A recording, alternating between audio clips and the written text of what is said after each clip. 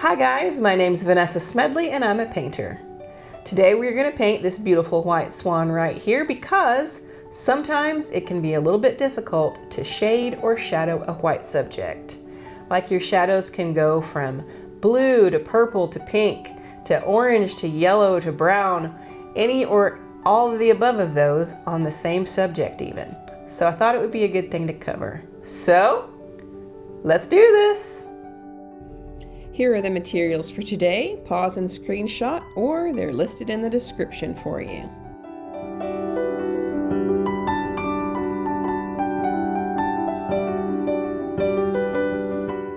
I'm going to start out by mixing up a bunch of my colors that are going to need to go into the water area, since I'm going to start the background first.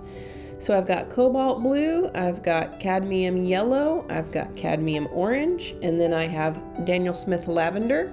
And then I'm mixing a little bit of Cadmium Yellow into the Daniel Smith Lavender to gray that down for a nice shadow color. Then I'm mixing a little bit of Quinacridone Magenta with a tiny bit of Opera Pink. I'm going to mask out the swans so I can freely paint my background. So I'm using masking fluid, but I'm first dipping my brush into liquid dish soap mixed with water before I dip it into the masking fluid because I don't want to ruin my brushes. Then I let that dry for at least 30 minutes. Now that the masking fluid has dried, I am wetting the entire paper with my 1.5 inch Hake brush, and then I'm going to begin to drop in some of this color. It's kind of counterintuitive, but in this case, the water is actually lighter than the swans, even though they're white. So I'm going to come in with a very, very watery consistency of all of these paints. I mean, just barely any pigment in the water. And I'm going to use that to drop in just a very light background. So I'm starting out with the Cobalt Blue, and I'm doing it darker around the edges and lighter in the middle. Then I'm going to add a little bit of the Cadmium Orange, very, very faint. And then I'm going to add a little bit of my shadow color, which is Daniel Smith Lavender mixed with a little bit of Cadmium Yellow. And at this point, it's so light that I'm not even really sure if you can actually see the pigment on the screen. I've allowed all of that to dry completely, and now I'm coming back in and adding some more water with my sprayer. Now I'm going to do this background in stages so that I can add the amount of detail that I want to add. I've spread the water out with my Hake brush, and now I'm coming back in with my number 4 chisel blender. It's a really cheap brush. It's Artist's Loft. I got it from Michael's, but it's really helpful for some things. So I'm adding in some of these ripples in the background, a little bit of detail here and there, using the Cobalt Blue. Now I'm using a little bit of the lavender, and then I'm going to be adding a little bit of the orange where the sunlight is hitting the water. I added the water before I started painting because I really wanted these little lines to diffuse. I don't want them to be harsh little lines. I want them to kind of flow together like water would.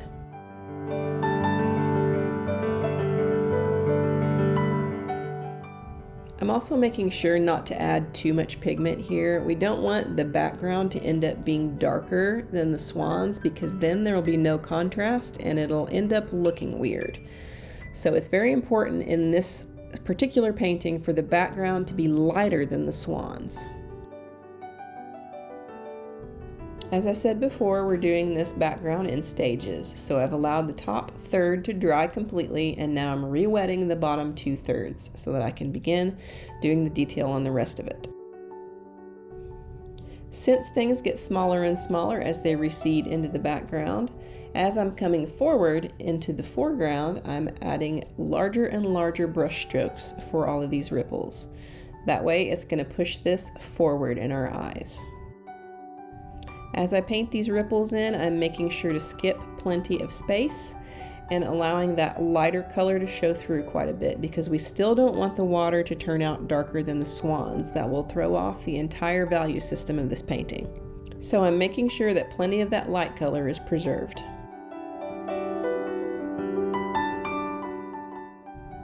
Now I've added a little bit of Cadmium Orange to my Cobalt, and I'm using that for the shadow underneath the bird in the front. I'm just using the same kind of diffused brush strokes that I have for the rest of it, And then we add in the darkest part of the shadow for his little neck here. I'm using my mixture of lavender and cadmium yellow here, and I'm just adding in the shadow behind the back bird. My daughter told me it was the female because apparently the males have the big bumps on their nose like the other one does, but I don't know. I mean, it's probably correct because she's smarter than me a lot of times on that kind of stuff, so I don't know. I've allowed all of that to dry, but now I'm coming back in and re-wetting it again. Some of these areas need to be darkened up, but I am still making sure to take care and not cover up all of that light color in the background. We will still need all of that contrast between the light and the dark on the water. So here I'm adding some more orange.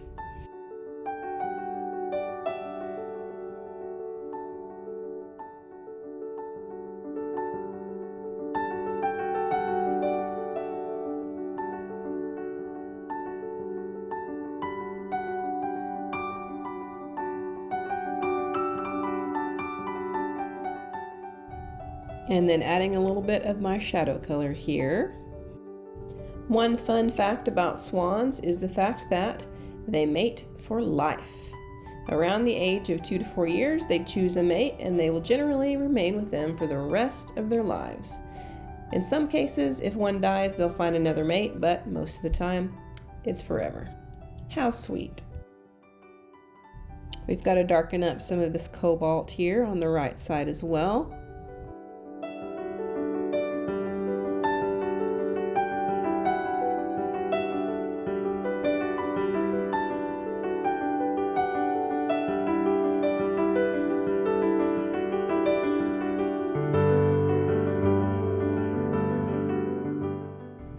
And then I've mixed some of my cadmium orange into my cobalt, and I'm using that for a little bit darker areas on this shadow in front, especially the neck, because that is the darkest part of this entire shadow area on any of the water here.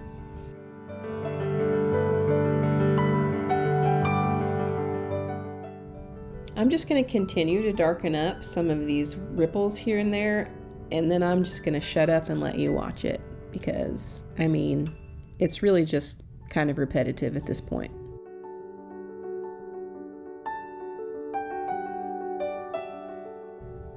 So have y'all ever heard anybody say, well, I'll swan, or I'll be swanned, as in like, I swear, or I do declare? It's a very southern thing, but my husband had never heard of it, even though he's grown up in Oklahoma too, but I grew up hearing my mom and my grandma say that.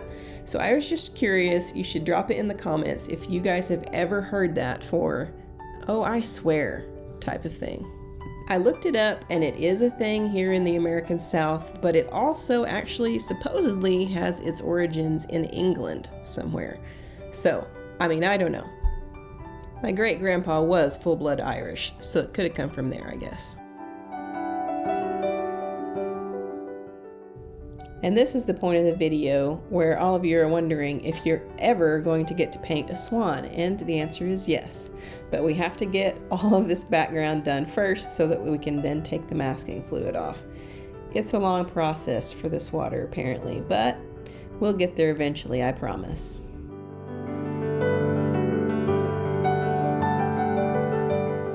And finally done with the water, and there was much rejoicing for you Monty Python fans out there. So now I'm removing the masking fluid with a rubber cement eraser very, very quickly. Now I'm going to need some Naples Yellow, so I mix a very watery consistency of that. And I'm making a blue shadow, mixing Cobalt Blue with Cadmium Orange. One lighter puddle, one darker puddle. Okay, so I'm going to go about this pretty slowly because you really have to look at the subtle differences of all this color. So if you look at the original photo here, you can see that the top of the head kind of has a little bit of like a pinkish tone to it, and the bottom of the neck has kind of a yellowish tone to it. The shadows have a purplish tone to it, so we're going to have to include all of that. So you can see that I've started with my magenta and opera pink mix, And then I'm going to come back in with my Naples Yellow and I'm going to run that on the underside of the head and the neck. And I'm just letting those two colors mix together where they meet.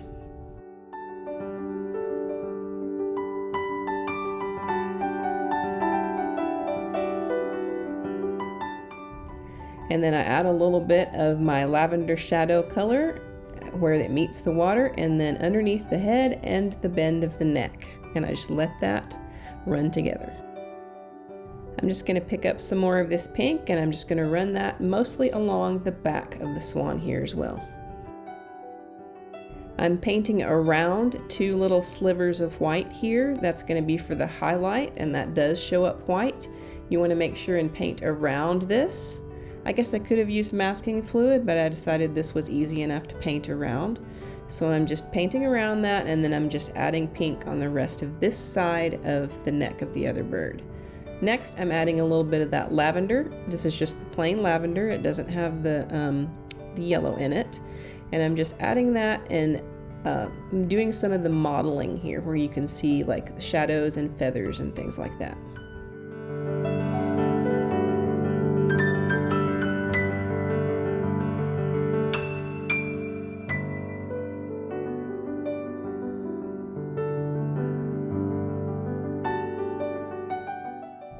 On the other side of the neck, I'm adding the pink in all on the back side of the bird, and then I'm adding in some of the lavender for the shadowed areas and the feathers.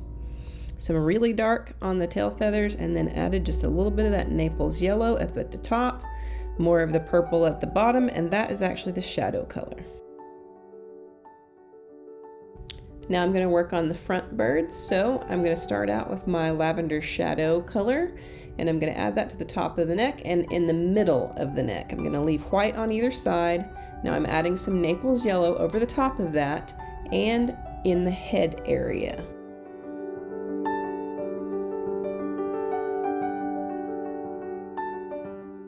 Then added a little bit more of my lavender shadow color underneath the chin. And I'm going to add a little bit of the pink closer to the bottom because you can see that it's got some of that pink in the neck. Then I finish out the neck with a little bit of the plain lavender. Now, as I said at the beginning, there can be a ton of different colors on a white subject that's in shadow, and we're about to add another one. So we're adding the Cobalt Blue on the side of the bird here and making sure to paint around some little white strips where the highlight is going to be. And then I'm getting darker towards the back of the bird and making sure to leave that white as I go up his back. And then I'm adding in my Cobalt and Cadmium Orange mix for the underside of the tail, and then coming back in and adding a few details on feathers. And that has a little bit of the lavender mixed into it. While that's drying, I'm going to add the beak, so I've got Cadmium Orange here, and then I add a little bit of alizarin crimson towards the tip. And then doing the same on Mr. Swan.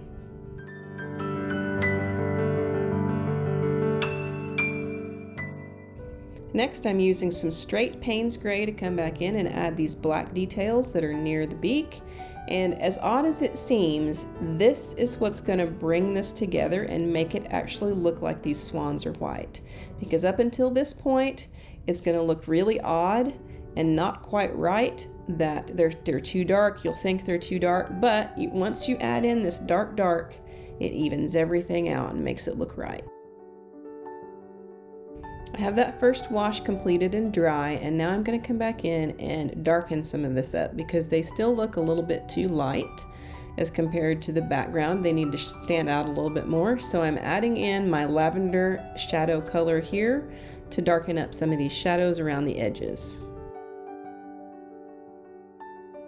I think there's a little bit of a brown cast to the neck, so I'm adding in a little bit of burnt umber here. Now, the neck of Mrs. Swan here is very much too light against the background, so I'm coming back in with my lavender shadow color and I'm glazing over the entire thing. Now, this isn't going to do too much damage to the color that we laid down before because it's very transparent and you can still see those subtle colors. So I'm basically just doing that over the entire swan and darkening her up.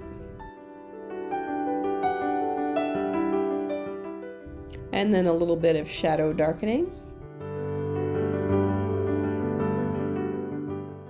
Now for Mr. Swan here, we are just going to darken some of these details in and give kind of a suggestion of some more feathers here. I've started out with the cobalt color. Now I'm going to a little bit of that lavender color. And I'm just adding a suggestion of feathers. You don't want to paint in every feather. Now I'm using a darker mix of my Cobalt Blue and Cadmium Orange mix to add in some of these darker shadows under each swan and in the reflection as well.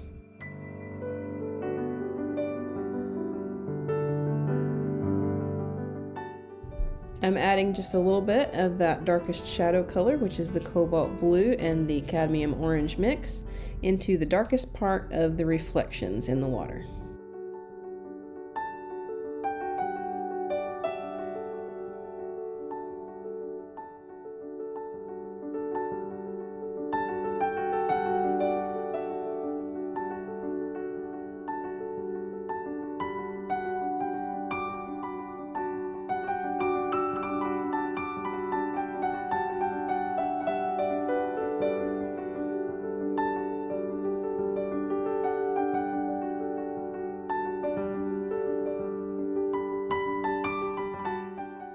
The white highlights are a little bit too harsh where I've painted around them, so I'm coming back in with my damp little chisel blender and I'm running it along there, and I'm dabbing it out with my shop towel, and I'm just softening those edges a little bit.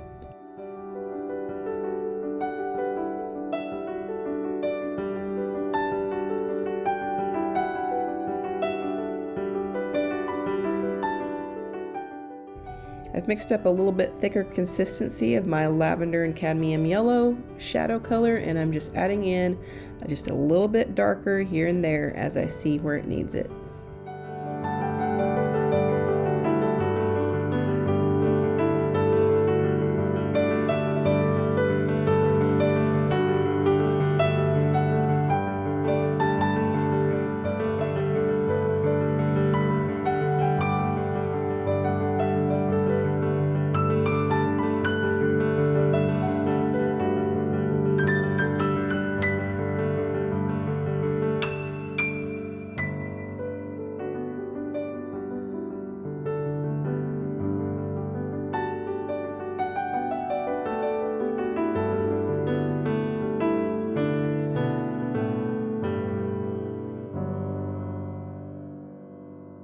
I have a white pastel pencil here, and I'm just adding a few highlights here and there.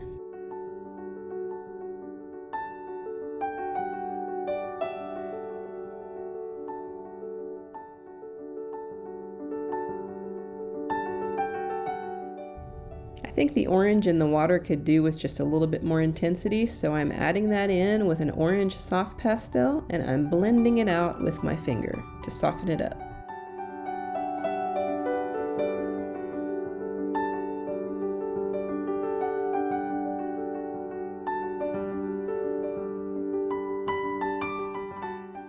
Here's the finished product, all dry and the tape removed, and I want you to notice one thing here. How much actual white do you see on these white subjects of the swans?